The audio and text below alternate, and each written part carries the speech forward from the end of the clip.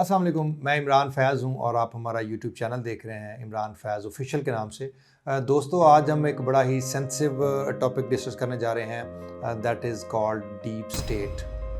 इससे पहले कि हम 1947 की तारीख में दाखिल हों, एक लम्हे के लिए हमें इस्लामी असूलों का जायज़ा लेना होगा। इस्लाम ने हुक्मरानों के लिए एक निज़ाम दिया, वो मुकम्मल तौर पर ओपन और एहतसाब पर मबनी था। शूरा और काजी का एहतसाब इसके बुनियादी स्तून थे। इस्लामी दौर में कोई खुफिया अथॉरिटी नहीं होती थी जो हुक्मरान के पीछे हुकूमत चलाती। ये डीप स्टेट नहीं, ये इखलाकी निगरानी थी। मगर पाकिस्तान में ये तस्वर कैसे आया?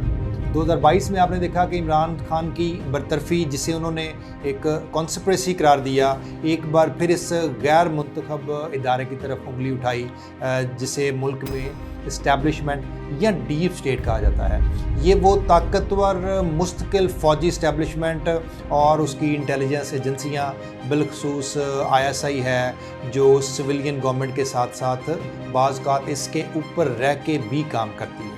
हमारा मिशन इस ढांचे को परखना, इसकी तारीख से लेकर जब से ये डीप स्टेट पाकिस्तान बनी उससे लेकर 2025 तक जो भी चैलेंजेस आए, हम कोशिश करेंगे कि उसको आज हम कवर करें। पाकिस्तान की पैदाइश ही एक्चुअली एग्जिस्टेंशियल थ्रेट और कश्मीर के तनाज़े के साए में हुई। फ़ौज पहले दिन से ही बहुत ज़्यादा ऑर्गेनाइज्ड अदारा बन गई। 1958 में अयूब खान की पहली कॉप ने ये प्रेसिडेंट सेट किया कि फ़ौज ही मुल्क की तकदीर का आखिरी फ़ैसला करेगी। लेकिन डीप स्टेट का असल ब्लूप्रिंट 1977 से 1988 के दौरान जनरल ज़िया के दौर में बना और ये पीरियड सबसे क्रिटिकल पीरियड था। जनरल ज़ियाउल हक के दौर में 3 ऐसे काम थे जिन्होंने इसको बहुत स्ट्रेंथन किया, बहुत ताकतवर किया इस अदारे को। सबसे पहले अफ़गान जिहाद। सोवियत के हमले के बाद ISI अमरीकी और सऊदी फंडिंग से एक पावर हाउस बन गया। उसने एक वसी जिहादिस्ट इंफ्रास्ट्रक्चर को मुनज़्ज़म किया, जिसने एजेंसी को फाइनेंशियली ऑटोनॉमी दी। नंबर 2 पे ज़िया ने मज़हब को अपने इक़्तिदार की लेजिटिमेसी के लिए इस्तेमाल किया और फ़ौज को मुल्क की इस्लामी शनाख्त का मुहाफ़िज़ बना दिया। और नंबर 3 पे ज़िया ने डेमोक्रेसी को रिजेक्ट करने की बजाय उसे मैनेज करना सीखा। उन्होंने कठपुतली इत्तेहाद बनाकर ये पैटर्न कायम किया कि फ़ौज इंतखाबी नताइज को मैनिपुलेट करेगी ताकि कोई सिविलियन ताकत उसे ख़तरा ना पहुंचा सके या उसे किसी भी डेंजर जोन में ना दे सके। ये तीनों सतून, जियोपॉलिटिकल ताकत, नज़रियाती तहफ़्फ़ुज़ और सियासी दखल अंदाज़ी, आज तक डीप स्टेट की बुनियाद बने। 1990 की दिहाई में ट्राइका का निज़ाम इसी तक़सीम का सबसे बड़ा नतीजा था। दोस्तों, जनरल मुशर्रफ के दौर को अगर आप देखें तो डीप स्टेट ने हिकमत अमली थोड़ी सी चेंज की। डायरेक्ट पावर की बजाय उन्होंने कंट्रोल विदाउट अकाउंटेबिलिटी की पॉलिसी अपनाई। मकसद कॉप से हट कर हाइब्रिड रजीम की तरफ मुंतकिल होना था। अगर हम आज के दौर को देखें तो इस वक्त हम दिसंबर 2025 में बैठे हुए हैं और हम इस हाइब्रिड सिस्टम को इसकी सबसे पेचीदा शक्ल में देख रहे हैं।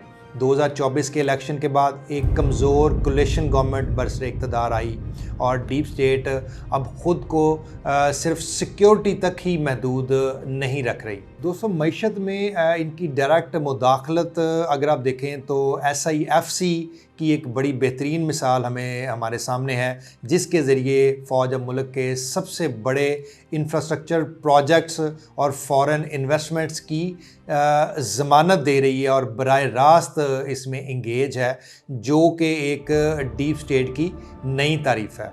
सोशल मीडिया और बयानिया कंट्रोल, जिसको हम नैरेटिव कंट्रोल कहते हैं, वो 2025 में आपने देखा कि किस तरीके से सोशल मीडिया पर सेंसरशिप और डिजिटल सर्विलेंस और इसमें दिन ब दिन शदीद इजाफा हो रहा है।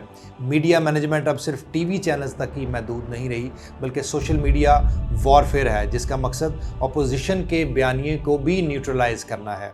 और नंबर 3 पे पॉलिटिकल इंजीनियरिंग। मौजूदा कोलिशन गवर्नमेंट की तश्कील भी इसी हिकमत अमली का नतीजा समझी जाती है, ताकि कोई भी मकबूल सिविलियन लीडरशिप मुकम्मल तौर पर ताकत हासिल ना कर सके। دوستو جو جدید ڈیپ سٹیٹ ہے وہ معیشت کا نگران بھی ہے اور ڈیجیٹل سفیر کا سینسر بھی۔ اس طاقت کو سمجھنے کے لیے دو مختلف مثالیں میں آپ کے سامنے پیش کرتا ہوں۔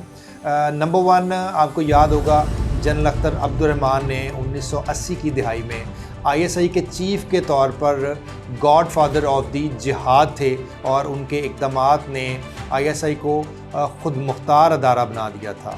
اور نمبر 2 اگر آپ کو یاد ہو تھوڑا عرصہ پہلے فیض آباد دھرنا، جب 2017 میں جب سویلین حکومت احتجاج ختم کرنے میں ناکام رہی تو فوج نے ایک ثالث کا کردار ادا کیا۔ انٹیلیجنس آفیسر کی طرف سے مظاہرین کو نقد رقم کے لفافے میڈیا پہ پورے پاکستان نے دیکھے۔ یہ واضح کرتی ہے کہ ڈیپ سٹیٹ کس طرح سے داخلی سیاسی بحران کو مینوپولیٹ کر کے سویلین حکومت کو کمزور کرتا ہے۔ یہ مثالیں ثابت کرتی ہیں کہ ڈیپ سٹیٹ کا رول صرف دفاعی نہیں بلکہ داخلی سیاسی اور معاشی کنٹرول بھی ہے۔ دوستو ہم نے دیکھا کہ ایک آئیڈیل اسلامک سسٹم سے ہٹ کے پاکستان میں ایک ایسا ڈھانچہ بن گیا ہے جو براہ راست عوامی احتساب سے باہر ہے۔ اس کے نتائج ایک کمزور جمہوری ثقافت اور مستقل سیاسی عدم استحکام۔ 2025 کی صورتحال میں سب سے بڑا سوال ٹرانسپیرنسی اور اکاؤنٹیبلٹی کا ہے۔ کیا معاشی بقا کے لیے ڈیپ سٹیٹ کا یہ وسیع کنٹرول ضروری ہے یا یہ ایک ملک کی جمہوری صلاحیت کو تباہ کر رہا ہے؟ ڈیپ سٹیٹ کی طاقت کو چیلنج کرنے والے ایک نوجوان باشعور ووٹر شدید معاشی دباؤ کے درمیان پاکستان کی تقدیر کا فیصلہ آنے والے مہینوں میں ہوگا۔ میں ہوں عمران فیاض اور اس موضوع پر ہمارے ساتھ شامل ہونے کا آپ کا بہت شکریہ۔